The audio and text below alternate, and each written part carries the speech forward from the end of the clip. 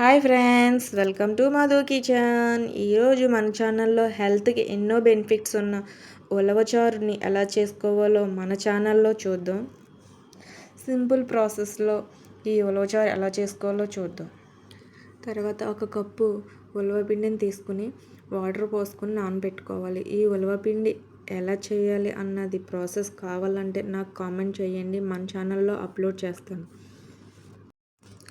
తర్వాత నిమ్మకాయ సైజ్ అంత చింతపండు నానబెట్టుకుని 1 లీటర్ వాటర్కి ఆ చింతపండు అంతా పిసికి ఆ వాటర్ని తీసుకోవాలి. స్టవ్ ఆన్ చేసుకుని వాటర్ని పెట్టుకుని మీడియం సైజు ఉల్లిపాయ, 3-4 పచ్చిమిర్చి, ఒక మీడియం సైజు టమాటా, 1 స్పూన్ కారం, రుచికి సరిపడగా ఉప్పు, కొంచెం కరివేపాకు వేసుకోవాలి.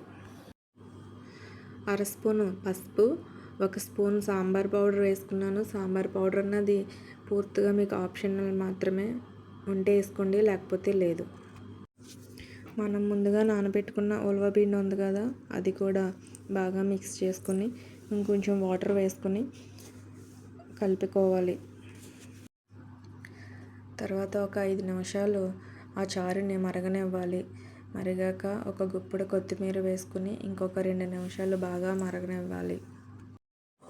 మీకు ఉలవచారు ఇంకా చిక్కగా కావాలనుకుంటే ఇంకో కొంచెం పిండి వాటర్లో కలుపుకుని అందులో యాడ్ చేసుకుంటే చిక్కదనం వస్తుంది. తర్వాత ప్యాన్ పెట్టుకుని 4-5 స్పూన్ల ఆయిల్ వేసి కచ్చాపచ్చా నలిపిన ఎల్లుల్లిపాయ రెబ్బలు 4 వేసుకోవాలి. చిన్న అల్లం ముక్క కూడా కచ్చాపచ్చా నలిపి వేసుకోవాలి. తర్వాత అవి కొంచెం ఫ్రై అయ్యాక 3-4 ఎండుమిరపకాయలు, 1 స్పూన్ జీలకర్ర, 1 స్పూన్ ఆవాలు, గుప్పెడు కరివేపాకు వేసుకుని బాగా ఫ్రై చేసుకోవాలి. ఇవి బాగా ఫ్రై అయ్యాక ముందుగా మనం మరపెట్టుకున్న ఉలవచారులో యాడ్ చేసుకోవడమే. అంతే, ఉలవచారు రెడీ. సర్వ్ చేసేసుకోవడమే. ఈ ఉలవచారులో ఇంకా 2-3 వెరైటీస్ ఉన్నవి, అవి నేను మన ఛానల్లో అప్లోడ్ చేస్తాను. నచ్చితే లైక్ అండ్ షేర్, సబ్స్క్రైబ్.